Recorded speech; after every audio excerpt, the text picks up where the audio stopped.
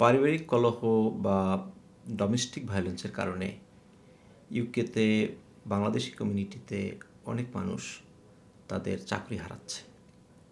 তারা গুরুত্বপূর্ণ বিভিন্ন পেশায় থাকার পরেও দেখা যাচ্ছে ফ্যামিলিতে কোনো একটা ছোট্ট ঘটনা ঘটলো, হাতাহাতি হলো অথবা দুজনের মধ্যে দ্বন্দ্বের পরে পুলিশে রিপোর্ট হলো, তখন সেই প্রেক্ষাপটে অনেক গুরুত্বপূর্ণ পেশা থেকে বাংলাদেশের মানুষ তাদের ওই পেশায় কাজ করার যে অধিকার সেটা হারাচ্ছেন।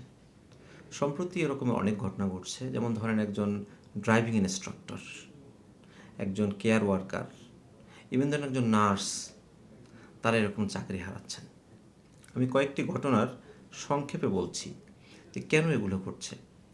এগুলো ঘটছে এই জন্য যে আপনি যখন দেখা যাচ্ছে যে ফ্যামিলিতে কোনো ধরনের কলহ হলো, হয়তো সেটা ডোমেস্টিক ভায়োলেন্স পর্যায়ে যখন যায়, তখন সেটি পুলিশে তখন কমপ্লেন করা হয়, যে কোনো দুজনের এক পক্ষ। যখন পুলিশে কমপ্লেন করার পরে দেখা যায় হয়তো তারা আবার উইদিন ফিউ আওয়ার্স আবার তার রিউনিয়ন থাকে, ফ্যামিলিতে থাকে, সব ঠিক আছে, কিন্তু পুলিশে যখন এই কমপ্লেনটা যায় তখন পুলিশ তাদের প্রসিডিংস অনুযায়ী এটা হয়তো কোর্টে পাঠায়, অথবা তাদের যে আপনার ডিবিএস বা আপনার ওই ব্যক্তির যে রেকর্ড, ক্রিমিনাল রেকর্ড, সেখানে এটি আপডেট করে দেওয়া হয় যে তার নামে একটা এলিগেশন এসেছে।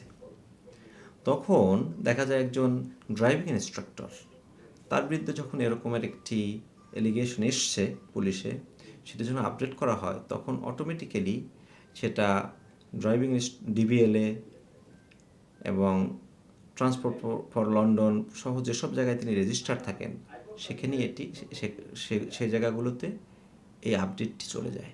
তখন অটোমেটিক তাকে নোটিস করা হয় যে এরকম কিছু ঘটছে কি না, ঘটলে কী ঘটেছে তুমি ডিটেলস আমাদেরকে জানাও, এবং যদি সেটা সিরিয়াস হয় তাহলে সাথে সাথেই তাকে আপনার ওই কাজ থেকে অব্যাহতি, অথবা বলা হয় যে তোমার এই কাজ থেকে আপাতত তোমাকে সাসপেন্ড করা হলো।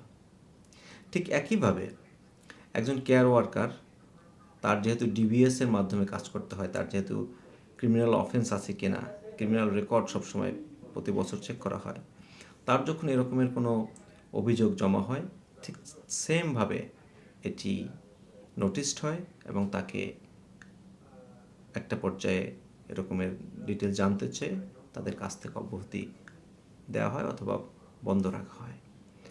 এমন গুরুত্বপূর্ণ যত পেশা আছে ইউকেতে, এই বেশিরভাগ পেশায় দেখা যায় আপনার ডিবিএস করতে হয়, মানে ক্রিমিনাল রেকর্ড আছে কি না সেটি জমা দিতে হয়, প্রতি বছর আপডেট করতে হয়।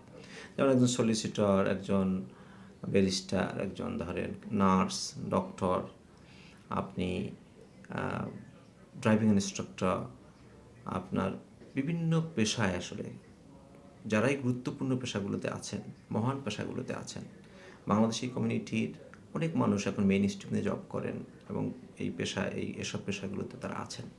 কিন্তু সম্প্রতি দেখা যাচ্ছে বিশেষ করে কোভিড পরবর্তী এরকমের ফ্যামিলি ডোমেস্টিক ভায়োলেন্সের কারণে অথবা অন্য কোনো ছোটো ঘটনা যেগুলো ফ্যামিলির মধ্যে হয় অথবা বন্ধুবান্ধবদের মধ্যে হয়, সেই ঘটনায় তারা এই গুরুত্বপূর্ণ পেশা থেকে ছিটকে পড়ছে। তো এটি যারা অনেক সময় আনইউজুয়ালি কোনো সমস্যা ঘটে কিন্তু সেটি রিপোর্টেড হতেই হয় বা হয়ই, আবার সেই অফেন্সটির একটা বিচারের প্রক্রিয়ার মধ্যে থাকে। কিন্তু এই জায়গা থেকে আমাদের কি করার আছে? এই জায়গা থেকে মূলত আমাদের সবার সচেতন থাকা উচিত যে পারিবারিক কলহ যাতে কম হয়, অথবা কোনো রকম পুলিশি রিপোর্ট হওয়ার মতো কোনো খারাপ কাজের মধ্যে বা দ্বন্দ্বের মধ্যে আমরা না জড়াই। দ্বিতীয়ত হচ্ছে, যদি মনে হয় যে এটি এমনভাবে যে আমি নির্দোষ কিন্তু এমন কিছু ঘটেছে, তখন লিগ্যালি প্রপারলি চ্যালেঞ্জ করা উচিত এবং প্রপারলি লিগ্যাল অ্যাডভাইস নিয়ে এগুলো ডিল করা উচিত। সম্প্রতি এরকম কয়েকটি কেস আমি নিজে আপার ট্রাইব্যুনাল পর্যন্ত গিয়ে সলভ করে এসেছি।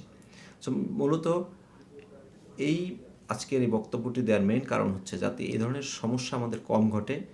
যারা কোয়ালিফাইড পারসন ইউকেতে 10 বছর 15 বছর থাকার পরে নিজেরা একটি প্রপারলি ইন্টিগ্রেটেড হয়েছেন, একটি প্রপার জব পেয়েছেন, সেইখান থেকে যাতে আপনি ছিটকে না পড়েন সেজন্য কনসাস থাকা সব ক্ষেত্রে, যে কোনো ধরনের অফেন্স, ডোমেস্টিক ভায়োলেন্স বা কোনো ধরনের মারামারি বা খারাপ কোনো কিছুতে না যাওয়ার জন্য সকলের সচেতন থাকা জরুরি।